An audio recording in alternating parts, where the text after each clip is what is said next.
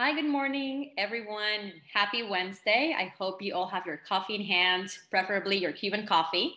My name is Maria Carla Chiquend, and I am the Executive Director of Casa Cuba. I would like to thank you all for joining us today for Perspectivas, a series of Casa Cuba at FIU with the FIU College of Business. Before we begin, I would like to share a bit about Casa Cuba, a very special project and a historic initiative at FIU, where we're building a leading cultural center and think tank for the study and discussion of Cuban affairs and the celebration and preservation of the Cuban heritage. Our project has secured a prominent site right at the entrance of the main FIU campus to build an iconic facility. Our future home will feature galleries for interactive exhibits, classrooms to teach FIU's more than 70 courses on Cuba, and a state-of-the-art venue for events, artistic performances, and dynamic programming such as Perspectivas. Casa Cuba aspires to be a thriving hub for the arts and culture, and a policy and business forum devoted to Cuba, a place where we will remember Cuba's past, gather the experts to analyze Cuba's present, and come together as a community to inspire and imagine our future. This panel series, Perspectivas, represents Casa Cuba's vision to connect the past, the present, and the future of Cuba and the Cuban community from around the world. Our program features prominent Cuban business leaders for intimate conversations on their Cuban roots and family story, their inspiring ascent to their present success, and their take on the future of their industries.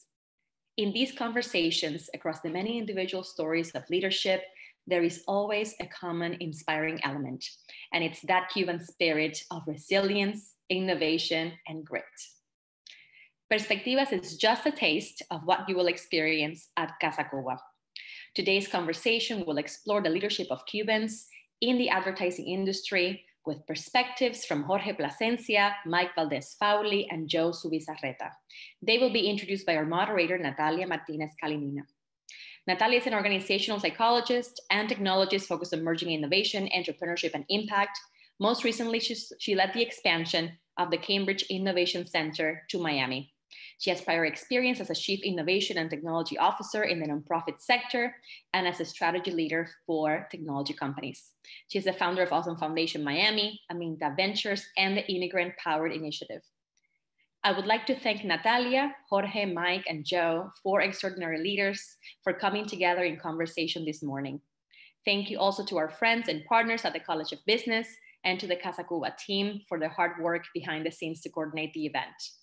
And thank you all for tuning in. I hope to see you at future Perspectivas, and I invite you to get involved in the once-in-a-lifetime effort to build our Casa Cuba. Enjoy, and I'll now turn it over to Natalia. Hello, everybody. Good morning.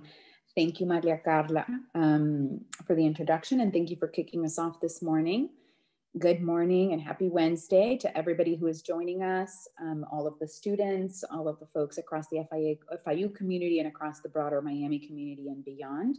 I'm really excited for this discussion on a personal note, although my academic and professional background later became organizational psychology and working more with entrepreneurs and businesses. I spent a solid couple of years thinking that I wanted to go into advertising. And so my internships during college were all in advertising. So I find I'm personally deeply passionate, and that's just my little quirk around this topic. So I'm very thrilled to be discussing it with some fantastic people today, Jorge, Mike, and Joe.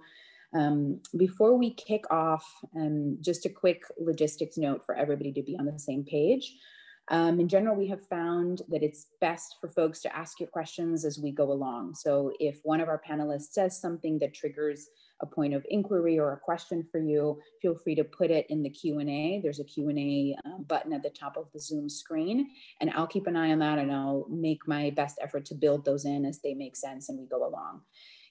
We'll save some time at the end in case there are particular more targeted questions, but if folks feel comfortable sharing them as we go along, we have found that that is usually a better and more engaging cadence. So anyone in the audience, keep that in mind.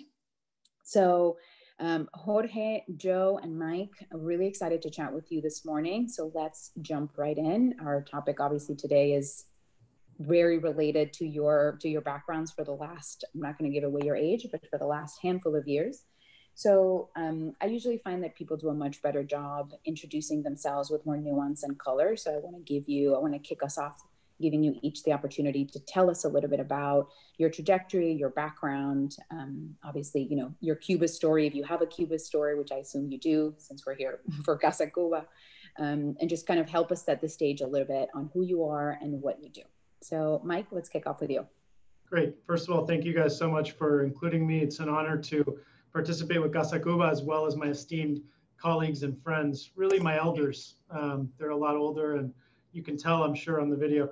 Anyway, I think, you know, my story is definitely deeply rooted in Cuba. My father came over in 1960 at about 16 years old, and, you know, not speaking English when he arrived, and shortly thereafter went to Tulane University, and then a full ride to Harvard Law School, and embarked on a journey of both private practice and civic service. And what's remarkable about his story is that it's not terribly remarkable. The Cuban experience is one of trials, tribulations, and ultimately successes. So many of his generation have equally impressive stories, and it's a beautiful, richly cultural heritage that he's left me and my siblings, and one that we're trying to honor today. So for that reason, among many others, it's great to be on this panel. Yeah, my career began pretty much always in communications and marketing. I started with a big firm in Washington, D.C. called Fleischman Hillard, where I never forget, I was one of 182 people in the Washington, D.C. office. And on the day one, I looked down the phone kind of extension list, and it appeared that I was only one of 2 Latinos. And that's kind of when the you know, sort of alarm bell went off that I could disappear into the shadows, or I could double down on that unique differentiation and try to focus my energies on being someone in the Hispanic marketing space. And that took me on a journey to Universal Pictures in Los Angeles, a firm called Jeffrey Group, for whom I opened the New York office. But most importantly, 7 years ago, when Pinta opened its doors, minority certified, proudly Cuban-owned firm, where we focus predominantly on that cross-cultural landscape, working with some big companies today like Carnival, Heineken, Microsoft, NFL, and T-Mobile. So that's kind of the career in a nutshell. You know, on a personal note, I've got 3 sons who were not allowed to speak English until they dominated Spanish, and that's a big part of both my professional and personal journey.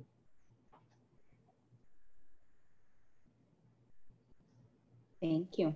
Joe, shall we move on to you? Sure. Good morning, and thank you again for having us here. So my name is Joe Zubi Zareta. My real name is Octavio Zubizarreta, and I came to Miami when I was 6 months old, right around the same time that Mike's dad came. So I'm 16 years younger than your dad and a lot older than you. And so my mother started Zubi in 1976.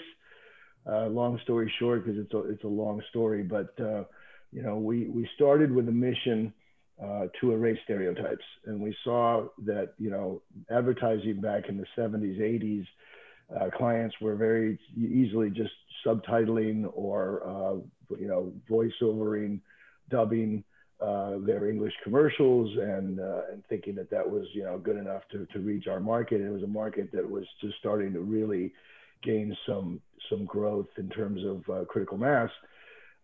So we started with this mission that, you know, if there is one thing that we could do for our culture is to, you know, avoid these stereotypes of drug dealers, gangsters, you know, the waiters and the chefs, and portray our market in a way that is, you know, relevant and aspirational.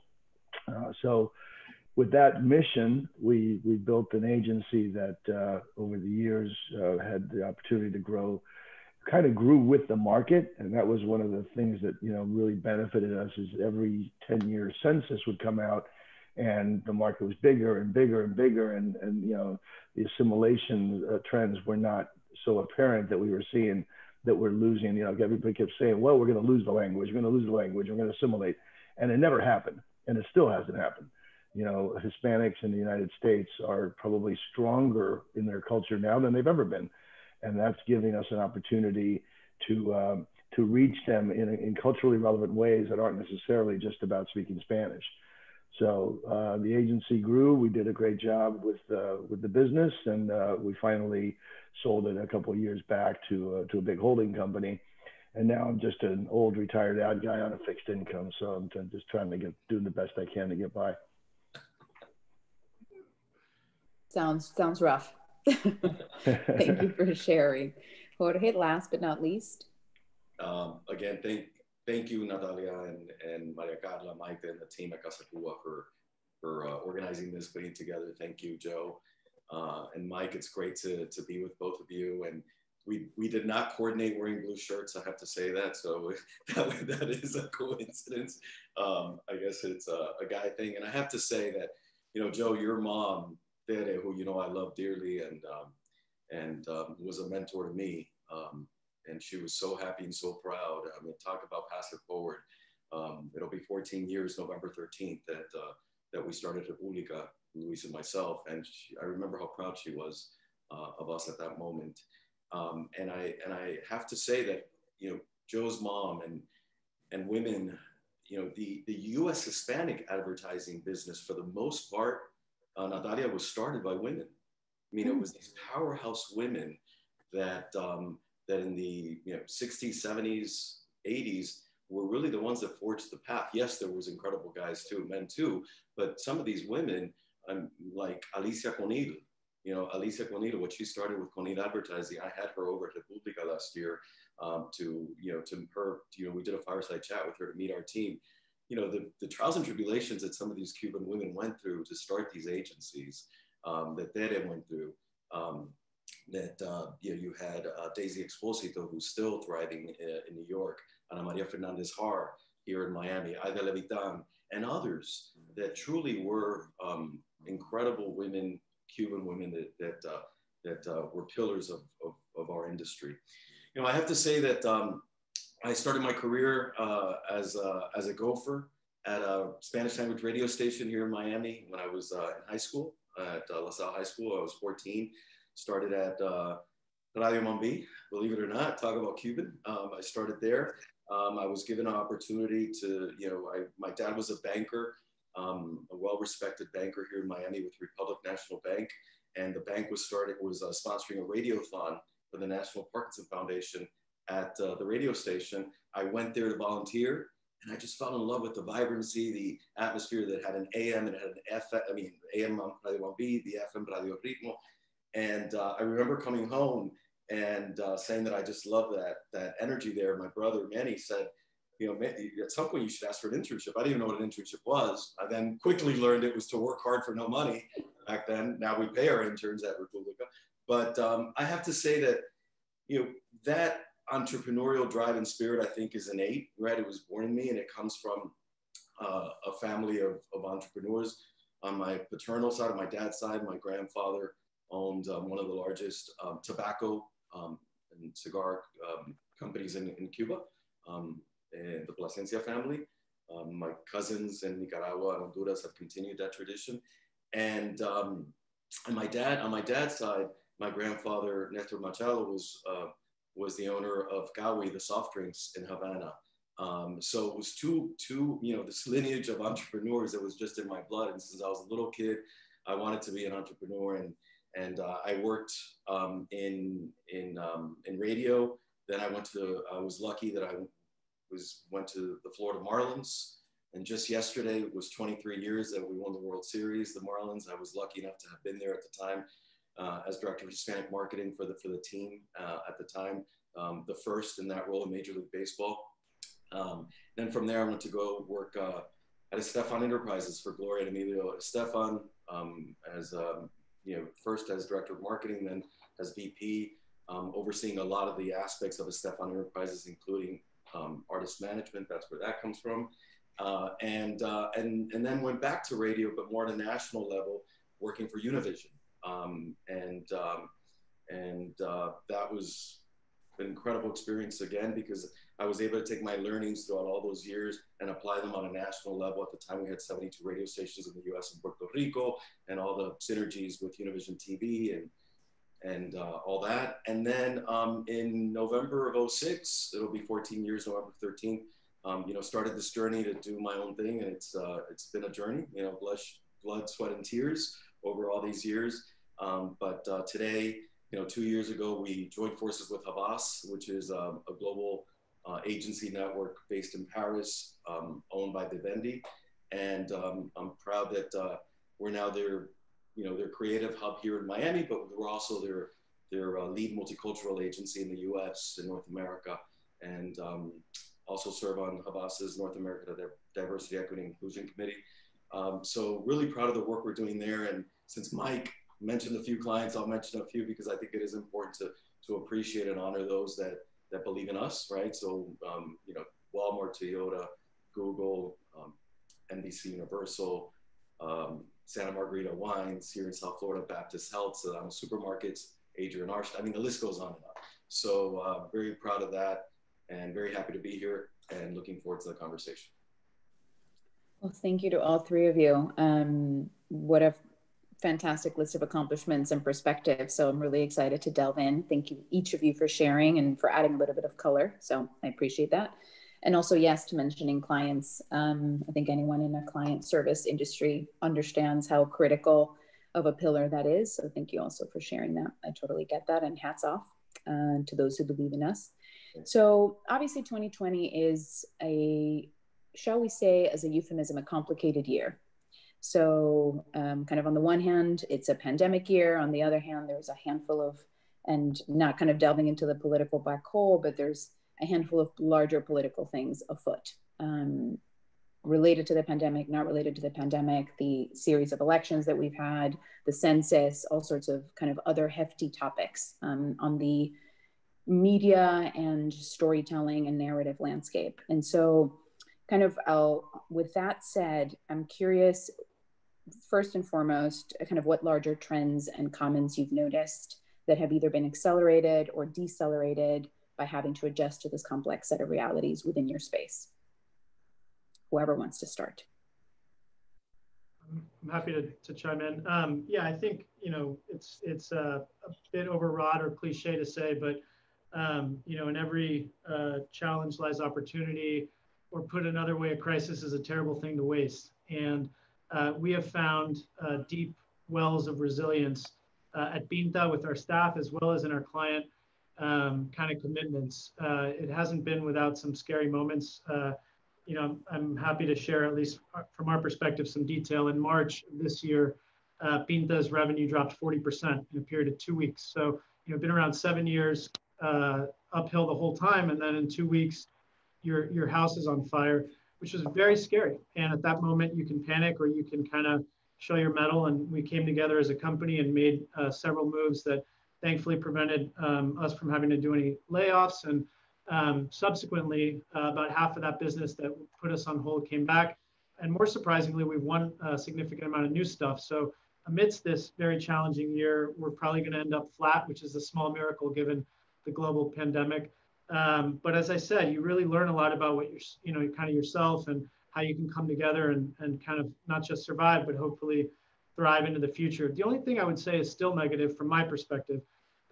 Productivity has been surprisingly high. This whole work from home has, I think, opened a lot of eyes in terms of, do we need the office space and all the bells and whistles? My team, as I'm sure, you know, the team at República Havas would echo, has been very, very productive. We're getting work done and it's good work. However, you know, I would say the enjoyment and fun isn't as high as the productivity. I didn't get into this business to stare at an Excel sheet all day. I enjoyed traveling and, you know, brainstorming with the team and pitching new business in person, and all of those things that come along with being in a creative industry, unfortunately, have certainly taken a nosedive amidst the pandemic, with good reason. I mean, safety has to come first, but I'm, you know, with the surprising resilience and productivity has come a little bit of a different landscape in the advertising space.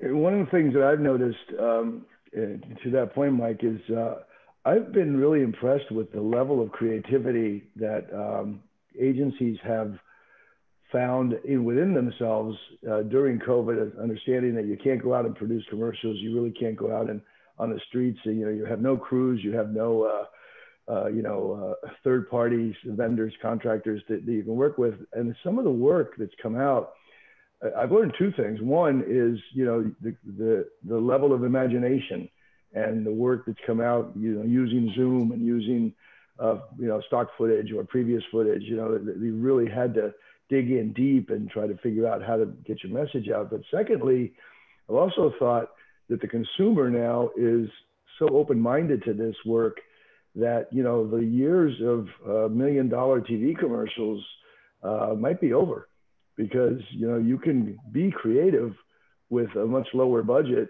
and really make a message to a consumer that is now open-minded to those types of messages because of the current environment. So I think that's been but I do agree with you. I can't imagine, I know that Zuby is still open, but they're not working this year at the agency. I can't imagine not having those brainstorming sessions, not having the war room where you put everything up on the wall and you start writing crazy stuff until something beautiful comes out. To not be able to do that in person, it's got to be tough for all of you. I know we're passing it to Jorge here, but I did want to lay something up for Jorge specifically. Creativity goes beyond just the creatives doing ads. It's also creative strategy. And I have to say, one of the most heartwarming and impressive stories I've seen in this pandemic was you putting two of your clients together to the benefit of their employees. And maybe you could talk about that a little, Jorge. Thanks, Mike. And Joe, I couldn't agree with both of you more. And we keep hearing that the word of the year is pivot, right? And I think that, in our industry, we were one of the first industries, I'd say globally, to have to pivot, right? Because like Joe's saying, you couldn't be on location to shoot anymore. You had to come up with different ways to do what we do. I have to say, and Mike, I'll speak to the Sedanos thing in a second. I have to commend our team at República Havas. I mean, the work product that has been coming out of our agency, despite the limitations we've had the last 8 months, has been extraordinary. The campaigns the teams have created, the idea generation, and Joe, like you're saying, in a really tough way, because you and Mike know, and Natalia, because you interned in our industry, the magic that happens when we're all together in those rooms with strategy, with creative, with media, with PR, with everybody with account, with everybody coming together, to think of the big ideas for clients. All of that's happening today via Zoom or Teams, right? And you lose that connection, a little bit of that connection that you have when you're all together. We're still working from home. We have, what we've turned the office into. We've invested a lot into like the plastic, plexiglass dividers and all that. What we've turned the office into is, in a socially distant way. We have gotten together a few times over the last months, several times for pitches, which I'm proud to say we've won a number of them over the last few months. But it's not the same, right? And obviously some folks with immunocompromised diseases or folks that just don't feel comfortable, obviously they do participate virtually. So, we're trying to find our way in this new environment, right? That said, Mike, going back to what you said, and thank you. Yeah, and I know Joe, you and your family were that for clients all those years. Mike, you are, we have to be partners to our clients. If our clients see us as a vendor, the relationship doesn't go too far. If we're partners and we're at lockstep with our clients, that's where the magic truly happens. We've been the agency of record at República now since 2008. So for 12, 13 years for Sedanos supermarkets. And I'm proud to say that our team's been the one to help the Herran family evolve that brand into what it's become, right? And it keeps evolving every day. So Sedanos, given the pandemic, it was just, the amount of people coming to the stores, obviously, to get ready for the pandemic was just overwhelming. Mayor Jimenez at the time had just announced that restaurants in Miami-Dade in our county had to close due to the pandemic. They could only serve, obviously, takeout and delivery. So obviously another one of our clients now for about 11 years is the Baus Group, which is Versailles La Carreta. And we heard that from Jimenez, and immediately we took action. to bring them together. Sedanos needed employees urgently, but Versailles and La Carreta was going to temporarily part ways with hundreds of employees. And we got Sedanos to commit to hiring up to 400 of those employees from Versailles and La Carreta. What a beautiful thing, these two Miami institutions, not that we're an institution, but maybe three, companies bringing together their employees, right? And that was done by the agency. I remember Luis, my business partner, calling me and saying, man, I just heard this, we got to bring them together. We gotta bring them together. We reached out and immediately Felipe Val said, yes, we'd be in. Sedano said, yes, we'd be in. And the rest is history. And a lot of those employees now have gone back to work at Versailles La Carreta, and some have decided to stay at Sedanos. It was a great way of us using, just our work to help people during this time. By the way, I just want to give a quick recognition. I see that Castor Fernandez is one of our viewers. Yeah, I just saw that he's one of the ones that I was saying when it was these women and some great men. He's one of those. Yeah. He is a legend in our industry. He is a legend himself, and what an honor. It's good to have you with us, man. Thank you. And he has asked a question, so we will get to that. Castor, thank you for joining us. It's an honor to have you. Absolutely. So just a kind of a follow-up question. Thank you all for sharing, and thank you, Jorge, for the really colorful story that I think most of us had seen play out, but it's great to have a little bit of background info or context. So just to follow up on the pandemic, can you tell us a little bit about how you feel, kind of how you've found a balance in this new storytelling climate where you're advising and managing and helping your clients tell stories and advertise and engage around their product or services at a time where that's really critical, but there's also this larger and very dominant public health crisis that you have to be really sensitive around. So how have you maneuvered, and what have you found at that intersection of adapting storytelling in the face of a global pandemic?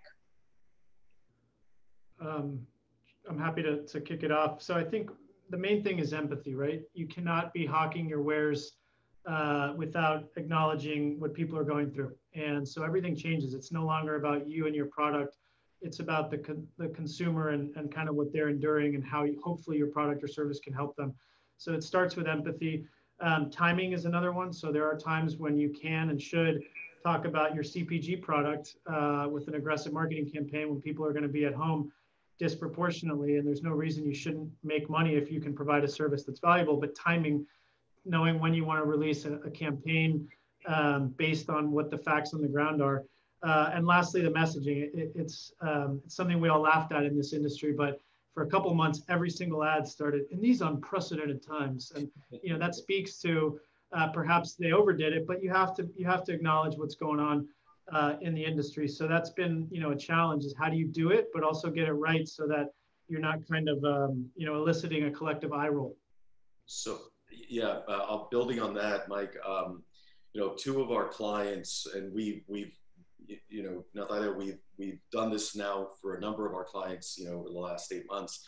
But two of our clients that I want to reference is Baptist Health here in South Florida, the largest healthcare provider, and AARP, obviously an organization that works with 50 plus and with older adults, right?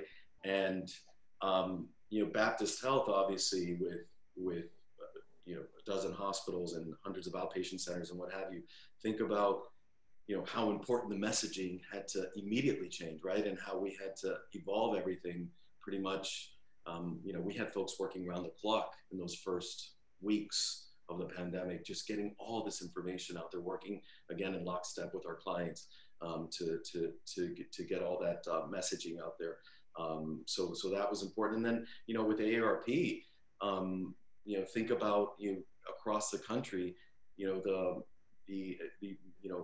older adults and their need for information during the pandemic, and their need for just culturally relevant content and just what to do, right? There was a lot of misinformation, especially in the early days. And it was, you forget the role of ours, of agencies many times, is to not only, sell beautiful advertising and creative or what have you, but we're also, a big part of our job is to provide information to people that may not have it if it weren't for, you know, these companies and brands getting that information out to the people, right?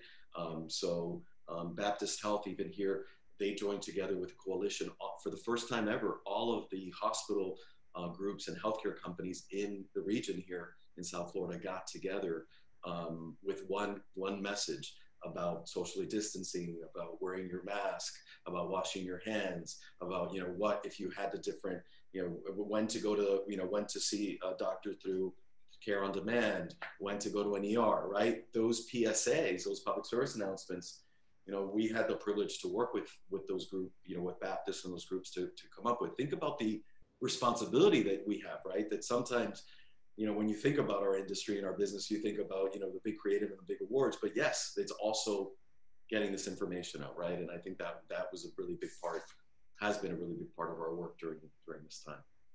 And I think it's been widely proven that you know, especially this new generation is much more concerned with what a company is doing from a, to George's point, to a corporate responsibility, to a give back, you know, the environment, or whether it be you know, any of that situation.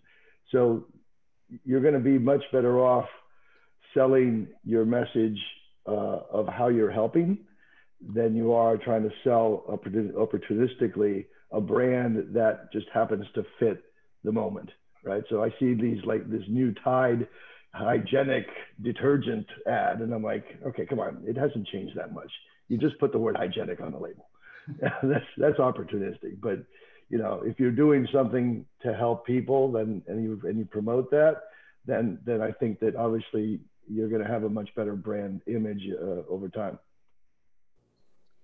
So a bit of a follow-up question, moving closer to the kind of acknowledging the larger political context of this year, and not talking about the election just yet, but you know, we started off a large chunk of this year with some pretty heavy social unrest, and a lot of topics around social justice, racial justice, equity, and we saw, you know, every brand under the sun come out with statements and make comments about this and kind of seek to participate and to express a position. And I think there's been different degrees of commentary on that. Some of them very positive, some of them very hesitant, some of them very concerned that everyone now, every company, every brand has a statement, but there's not kind of what defines that follow through. And so I'm curious for your thoughts on what you've observed as best practices, or what you advised your clients around this topic of how do you participate in a moment of deeply kind of sensitive social discourse on a national scale? I think every brand's got to determine whether or not they should have an authentic and organic role in that conversation. To Joe's point, not every brand, you know, Tide shouldn't necessarily jump in and pretend that they've reinvented their whole product, nor should a company, you know, nor should every company feel like they have to say something about racial unrest. I think if you have a valid contribution to make in that discussion, if you are fundamentally changing your practices for the better to acknowledge the systemic underlying issues with race in this country, or if you're making a huge contribution in that regard. But I do feel like just purely from a sort of Machiavellian communications guy, there's a lot of harm that can come to you if you get it wrong. And you have to weigh the cost benefit analysis. There's no question you need to, as you know, big companies need to do the right thing and hopefully provide an equitable environment for all employees. But that doesn't mean they need to publicly go out and advertise about it. There's a lot of risk and not as much reward. So I think companies need to do the right thing with race. I don't think they need a chest beat about it and get credit for it. Yeah, I think, you know, it's a great question. I think a lot of companies, what they're doing right now is looking within, right? How are they making sure that,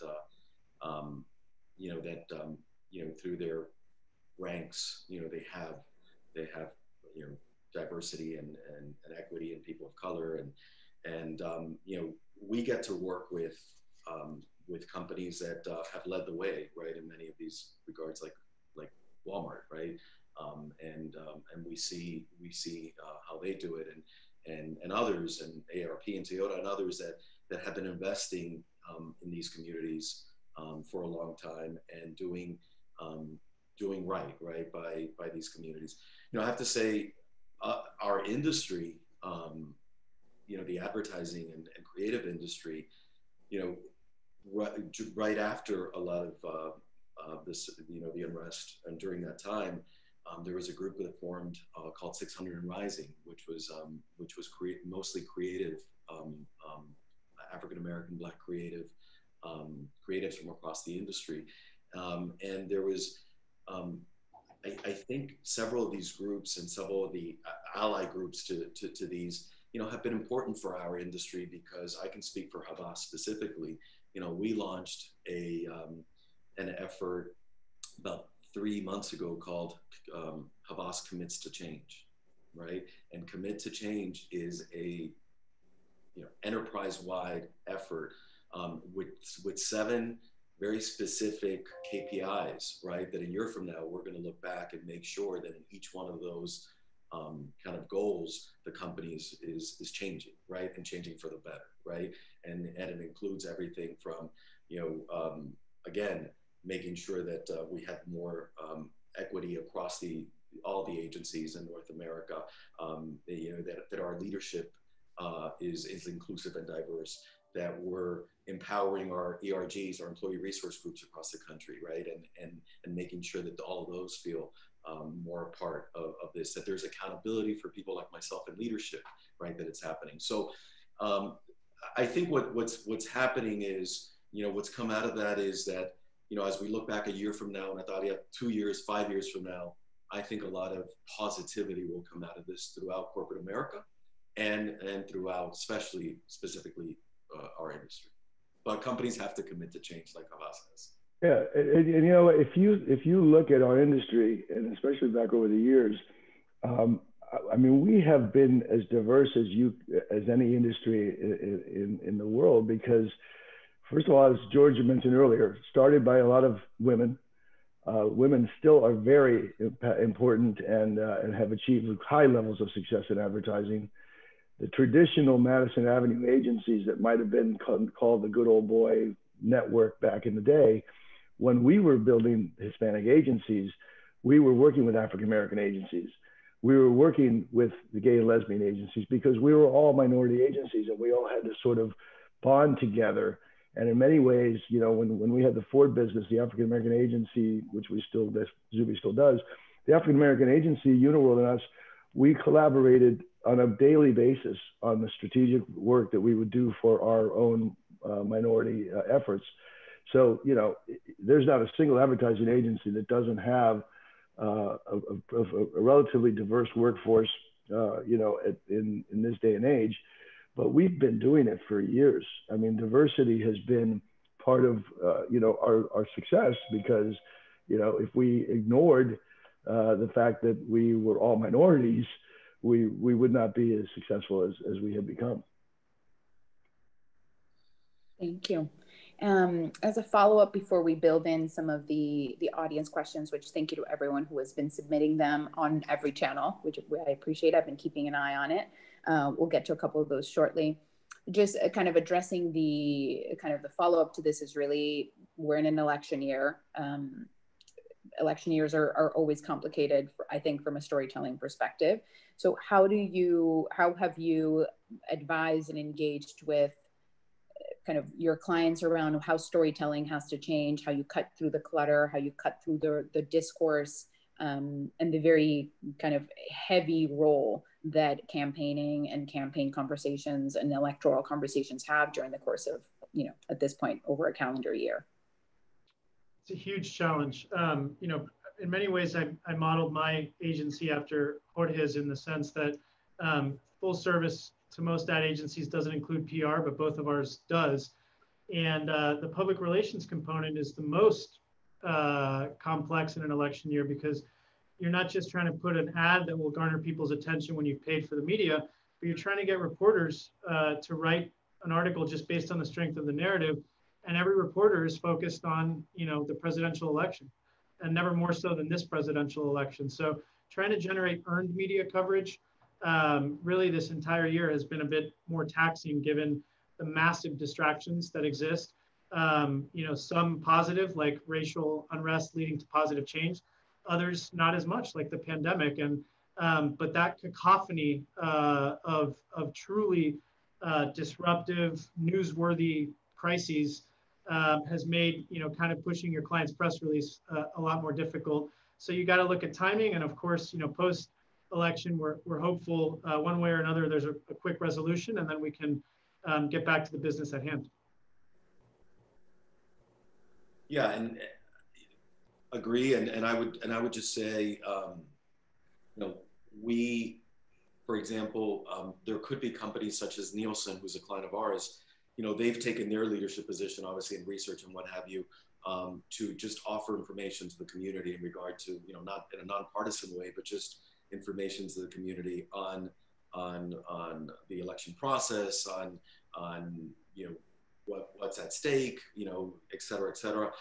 We brought on board, and these have been bilingual, we brought Maria Elena Salinas on board to moderate these conversations, and they've been on Instagram Live. And it's been for me, I've been pleasantly surprised how much engagement there's been in regard to people just wanting information, right? And information that is kind of just factual and just and Nielsen obviously does that as a research company, right? So as I think of what this year has been between the pandemic and the elections, right? And all of us that are in advertising know that any election year, even getting airtime is tough because the campaigns, any political gets precedent many times over commercial, right? So that's also been a challenge for because we also like Joe did back then. I don't know if you guys do, Mike, but we have a media planning buying team in house that we plan and buy media for clients, and and always during Q4 it's tougher, but Q4 during the election year. Getting airtime, getting your commercials out there and what have you, it's a lot tougher because and in Florida, I mean, Jorge, you've got some big regional clients, and you're in the middle of the most complex political state, right? So it's challenging. So. Thank you.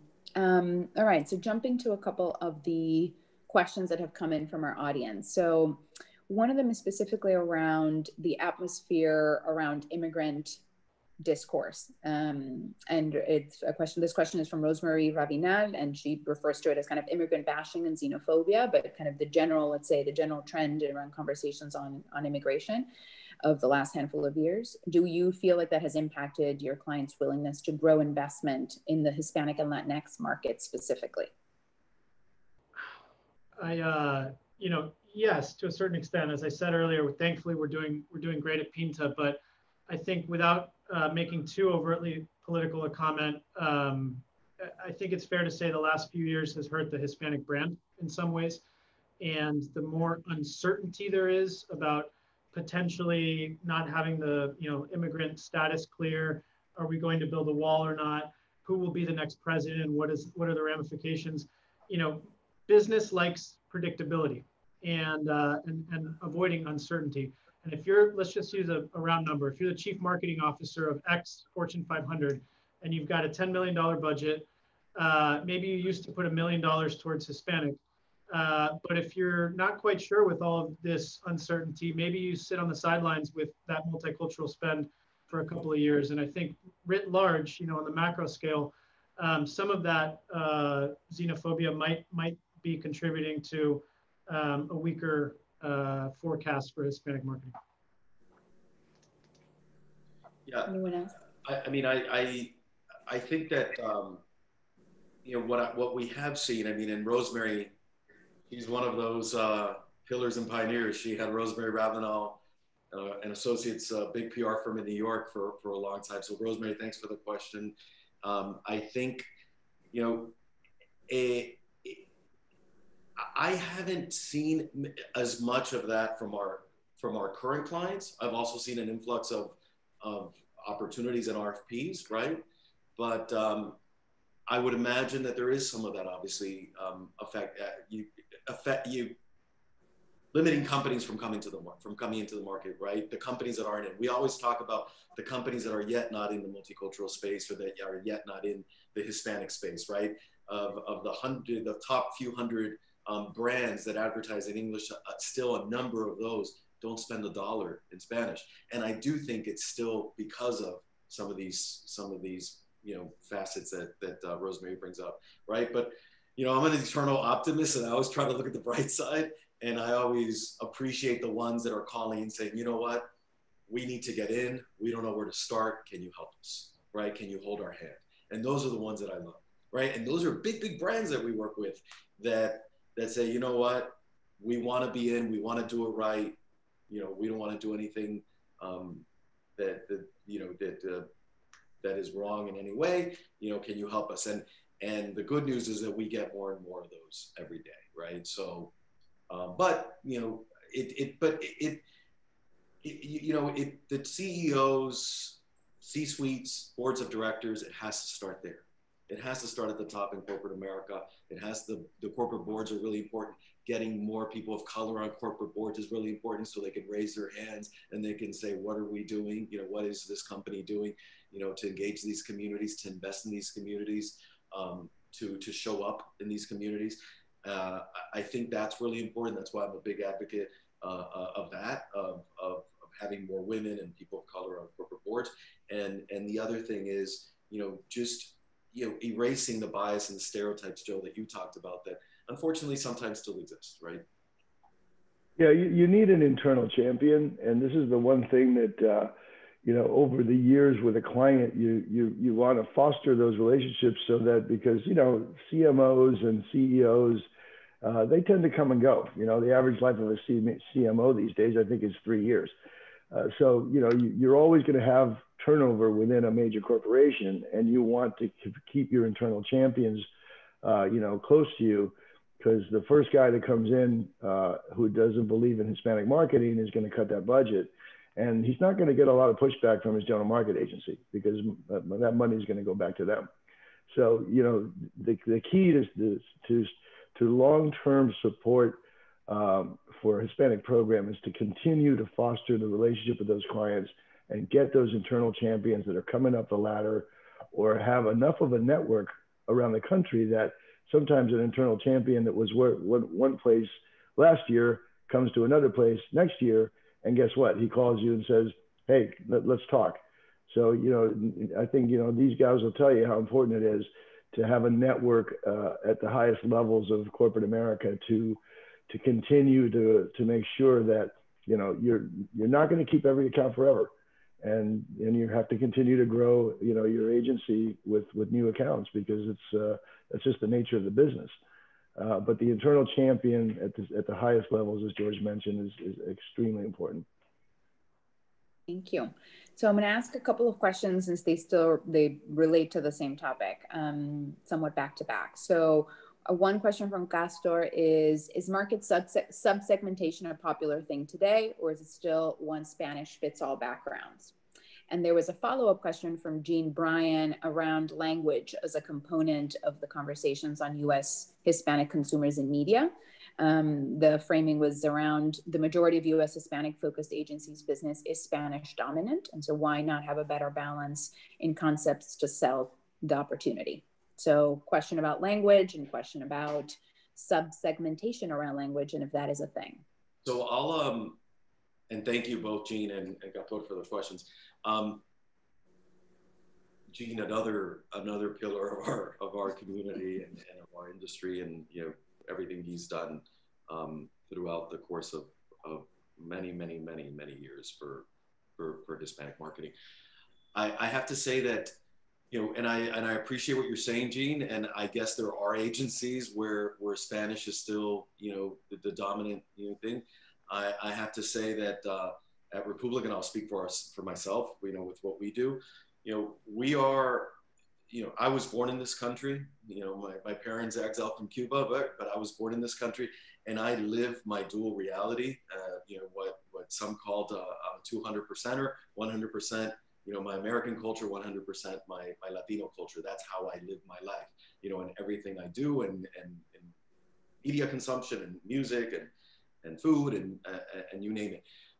That's how we operate at Republica. I mean, from day one, we weren't an agency that, and again, you got to think back, we started November of 06, same year Twitter launched, same year that Facebook went from college campuses to the masses. So, you know, we were an agency that didn't have to reinvent itself for this new way we communicate. We've been that since day one. And we've also been an agency that was started, just like Mike's, by this generation, right? That had that dual reality, right? So most of our messaging is bilingual. You know, most of our messaging for brands and for clients is bilingual. Sometimes we lead with English, you know, and it goes back to when you talk about segmentation, Captor, it goes back to who are you targeting? You know, what is the target of the brand? You know, and I know that that's 101, but it's still that today, right? If we need to reach people in Spanish because a certain part of the audience that we're reaching is Spanish dominant and unacculturated, and we still need to reach them in Spanish. If we have opportunity to reach them in English in a culturally relevant way, we're gonna, other audiences, we're gonna do that. If we have an opportunity to do what I call a wink, which is which is English with some Spanish, great. Whatever makes sense for that brand, we're gonna do, right? But you know, I do have to say that at Republica, we don't. Language is important, but language is a tactic, is a channel to reach an audience, right? But it's not, you know, let's think in Spanish and then how do we transcreate it, right? Or you know, the general market agency came up with something in English, how do we translate or transcreate it? You know, what's happening more and more is we're at the table, and sometimes our ideas are winning, you know, for the total market, right? For the general market, for everybody. So, and then we have other clients that are just fully, you know, where they're global AOR agency of record for, or they're a general market agency of record for. And obviously, you know, that is all leading in English with some subsetting. So I don't know if that answers your question, but Mike, maybe you could expand on that, or Joe. I would echo everything you said. I mean, we were born 7 years ago, and over half of our Hispanic work is born in English. And you know, just, you know, what used to be segmentation was all about acculturation, language, first, second, or third generation, but now it's also about country of origin. So you speak with a very different jargon and voice to a Mexican American than you do to a Central American or to a Cuban American. And I could bring that to life with one of our clients. So Heineken as a group owns a lot of different brands. For Heineken specifically, we're doing all English language digital work for Hispanics on the East Coast. For Tecate, which they own, it's 100% traditional advertising and PR in Spanish for Mexicans in Texas and California. So they're both beers, both owned by the same company, both using the same agency, but the strategy couldn't be more disparate. So yeah, I mean, obviously this is a question that's been going on for many years, but you know, I know we're running short on time, Natalia, and I wanted to just kind of say that the reason that all of this is so important, and this is why we're building Casa Cuba, because the stories of Castor Fernandez and Terry Zuby and Mike and George, the stories of Hispanic advertising, you know, there's a section in the Smithsonian that has, you know, the history of advertising, and you know, actually my mom is in that section, which I'm very proud of, but we don't have a place for those stories anywhere that will be not just the history, but also the future. And how will the future of Cuba and Cuban Americans look and feel? And how will our grandkids and our kids understand what it is to be Cuban? And that's why we're building Casa Cuba. So for those of you that are listening, you know, this is a very interesting, you know, subject matter, but more importantly, it's the subject of the people that you're seeing on the screen and that you heard from and that we've talked about. Those are the Cubans that need to have a place to continue their legacy and grow the future of Cuba. So shameless plug for Casa Cuba, but thank you, Mike and George and Natalia. This has been a great session, and I think we've got time for maybe one more question. I agree. I'm going to squeeze in two very quick ones. So there was a question about how do you plan for and how do you strategize around the growing culture of adversion, which I want to get your thoughts on. And there was also kind of a similar but somewhat different question around how do you kind of account for generational targeting, specifically when we're looking at Gen X, Gen Y, Gen Z. So kind of trends around generational marketing. And I think the adversion kind of goes hand in hand because I think the relationship around these generations with what they associate advertising with is different. So also kind of this growing culture of adversion. What are your thoughts? And we'll wrap up with that. George, go ahead. Mike, go for it. Yeah, I think, well, I'll just touch on generational targeting. It's critical. I mean, I'm 41 years old, yet of my 22 employees, I'm the second oldest. So it's indicative of this industry where, it's sink or swim, and you have to really learn from the next generation. And millennial was the buzzword for about 10 years. And it's shocking that, that's almost a dinosaur now, that the generation still exists, but the one that's come after it is dramatically different in its value system, in its usage of technology, in its motivations and ambitions in terms of giving back versus focusing on your own career. So I think any brand that wants to target multi-generations needs to do so with a consistent, unique selling proposition and brand values, but very, very different tweaks in terms of what will motivate those consumers.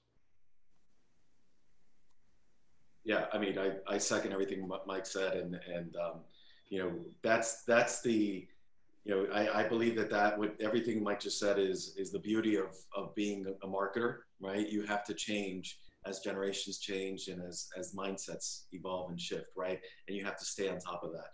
And I was having a conversation recently with a few folks from TikTok, and we were talking about that. We were talking about how it's just every day how we reach, especially the consumers, the younger consumers that are coming into into the market over the next years is changing, and we need to be at the forefront of that. And we are, we're doing our best every day to make sure that, as maybe people are watching TV less or in different ways, or getting content in new ways, and podcasts and gaming and everything that is, the way you reach folks today, especially the younger folks. We need to make sure that we're at the forefront of that and be there to offer those new ways to our clients. Any thoughts on adversion? Or was that kind of baked in? Yeah, I think it was baked in just because I think, we have to find new ways to reach these folks. So I think it was baked in. It's funny because people always say, oh, I hate commercials and I hate advertising, but you hear so many like little quotes and phrases that you get from advertising throughout the years, and so people they don't want to admit. It's like, I don't want to admit I'm voting for Trump, and I'm not, but you don't want to admit something that you think make you sound silly.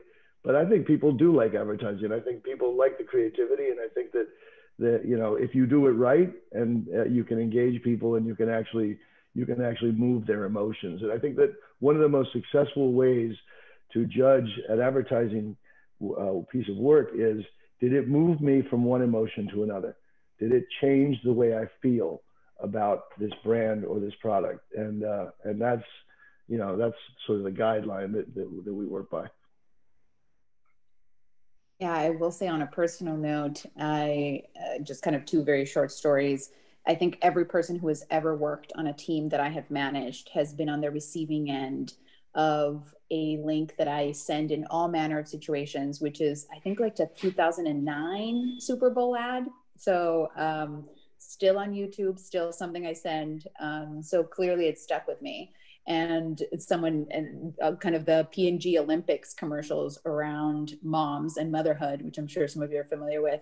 If my boyfriend makes fun of me because I think every time I want him to cry, I'm like, let's watch one of the P&G mom commercials. And sure enough, He's bawling. So I just echo from a personal perspective your comment about what is emotionally driving us and what shifts us from one emotion to the next. How many times recently have you heard, is it just okay? Or can you hear me now? Exactly. Yeah. Are we good? You're on mute. Is it fine? Yeah. Well, thank you all. And this has been a really fantastic conversation. We are only 3 minutes late, which considering that we started a couple minutes late, I think is okay in the Cuban Miami time world. Thank you, all three of you, for sharing your perspectives. Really, really excellent discussion. I wish we had a couple more hours to spend on this personally, but it was really appreciated. Thank you as well to the whole Casa Cuba team, the larger FIU team and the community that's worked on this, and obviously to everybody who joined and engaged with us and asked questions. So thank you all. I hope you have a great rest of your week, a good weekend ahead, and thank you everybody for participating. This was a lot of fun. Thank you very much. Thank you all. It's a pleasure. Have a good day. Bye, everybody.